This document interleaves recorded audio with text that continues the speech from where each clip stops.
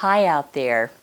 I'm Jan Arrington-Wolcott, and I would just like to tell you one of my secrets today. It's been said that we never forget our first love, and that's certainly been true for me. So in light of that, I'm going to spill the beans about my love affair with Tony Curtis. Now, some of you, I trust, remember Tony Curtis, actor, heartthrob. Oh, I really dated myself with that word, I'm sure. And without a doubt, one of the most gorgeous people to ever walk this planet. Now, my story starts in 1953. I was 10 years old, a skinny, gap-toothed kid living on my family's ranch in southern New Mexico. It was quite isolated, and one of the biggest thrills imaginable was to go to town to the movies. Well, it turns out that Tony Curtis's Houdini was showing. And oh my gosh, for the first time, I saw Tony on the big screen. Well, let me tell you, I almost choked on my jelly beans. Of course, I didn't tell my parents or my younger brother, but I did mention to my horse, Kai, that our lives just might be ready to change. I ripped a page out of my school notebook and put my pencil to work. And I happened to have the letter that I wrote to Tony in 1953. Actually, the envelope is really the worse for wear. This is a picture of me at that time. All right. Look at the hairdo. Pretty pitiful, isn't it? Well, this is the letter that I wrote to Tony, and I'm going to read it to you. It's carefully printed, and I can't believe I still have this. Dear Tony, my name is Jan Arrington, and I live on a ranch called Arrington Ranch. It is a long ways from Las Cruces in New Mexico. My mother and daddy fight a lot, so I want to go live with you and Janet Lee, spelled L-E-E. I would, W-U-D, be real good and clean, K-L-E-N, your house. Here's how to find me. So here is my carefully constructed map, complete with my artwork. Said, cross the river. Now that would have been the Rio Grande. Be careful. It's an old and rickety, and people have gone in the water and drowned it. Then you go up a hill till you get to a cattle guard. Cross it. Then you turn left, and this is a windmill. I'm carefully explaining the artwork. And this is the tank where the cows and horses drink water. So you keep on going another long ways, and you will see up another little hill. Here is the ranch house and a bunkhouse and a corrals where horses and cattle are kept. This is where I live. I will be waiting for you. One other thing, I said here, turnover. One other thing, please can I bring my horse, Kai? My horse, Kai. He is not too big and wouldn't be much trouble for you. I would take care of him. Sincerely, C-I-N-S-E-R-L-Y, Jan Arrington. P.S. I love you.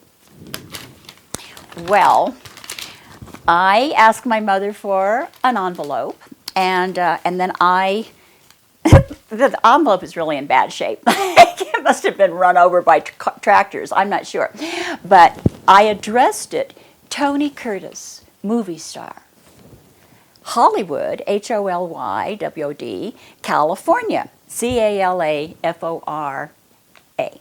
And when I showed it to my mother, she laughed, of course, when she saw it, and And she said that when we went to town next time, she would put a stamp on it and we would mail it. Well, that didn't happen.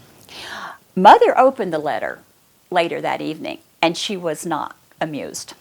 She told me that I was never again to tell anyone that she and my father didn't get along so great.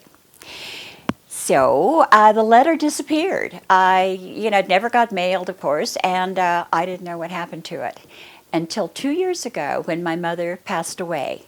I found it in a box full of old pictures and photographs. So thank you, Mother, for keeping this. Although I saw every movie Tony made throughout his long career, our paths didn't actually cross for more than 5 decades. It was in 2006, and it was a terrible time. My beloved son David had unexpectedly passed away, and our entire family, 3 generations, was paralyzed with grief. My longtime and very dear friend, Stephanie Kramer, actress and singer, and some of you will remember her in the long-running TV series Hunter. It was a detective series, and she played Dee Dee McCall.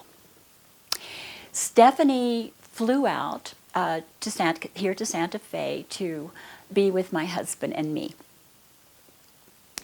We had planned a couple of months earlier for me to go to Las Vegas, to meet her in Las Vegas, because she was going to sing at a big celebrity party. Well, Stephanie said that she thought I should still go.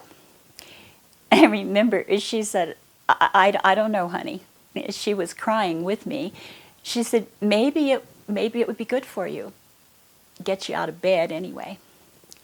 So, about a week later, I flew to Las Vegas with at my husband's urging to meet Stephanie for this big gala. I pulled myself together the best I could for this big party, and I even put makeup on. So we were at the party, and Stephanie, as usual, wowed the crowd.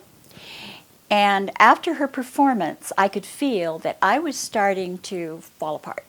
So I went in search of a quiet corner where I could pull myself together a bit. Not 15 feet in front of me, suddenly, was Tony Curtis, sitting on a sofa by himself. Well, I found myself just moving forward, and I said, Mr. Curtis, would it be all right if I sat here with you? And he said, certainly, my dear, of course, have a seat. All charm and graciousness, and still so good looking. And so I more collapsed than sat beside Tony. He took a close look at me, and he said, are you all right, my dear? And I just dissolved in tears. And I said, no, I'm not all right. I really should not have come here tonight. You see, my son died 3 weeks ago.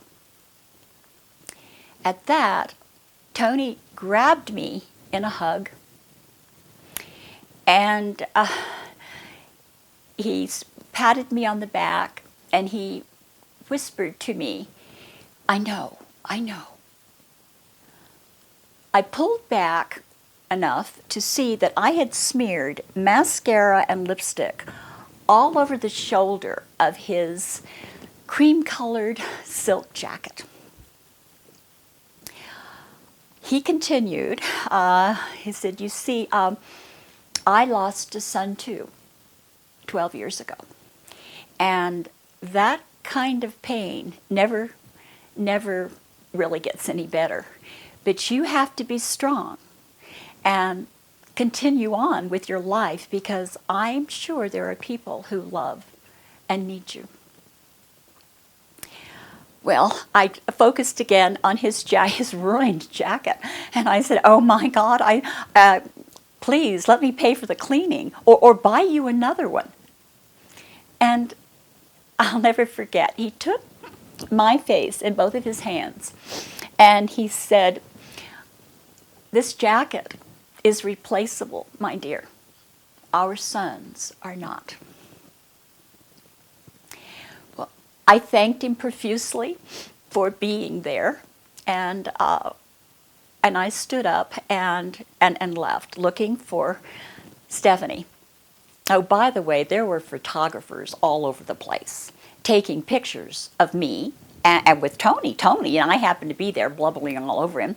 Thank goodness I never saw any of those photographs. But I made my escape looking for Stephanie. And when I found her, I remember she looked absolutely aghast at my appearance. And I said, "Oh, I'm sorry, but I have to get out of here." Well, Stephanie called me a cab and back to our hotel and told me that she would be there as soon as she could. I cried all the way back to the hotel, but I was stunned with gratitude. Somehow, magically, amazingly, it had all come full circle. Tony did show up, and at a time when I couldn't have needed comfort more. To wind up, I want to say, as we all know, love is love. And Tony did much to save my life on that day. Thank you, Tony. As most of you, or maybe all of you know, magic happens in all of our lives. I don't believe there are any coincidences. And if we will just step back and look, we all have our magical stories. I would love to hear any of yours if you'd like to share them with me. And I thank you so much for hearing this story.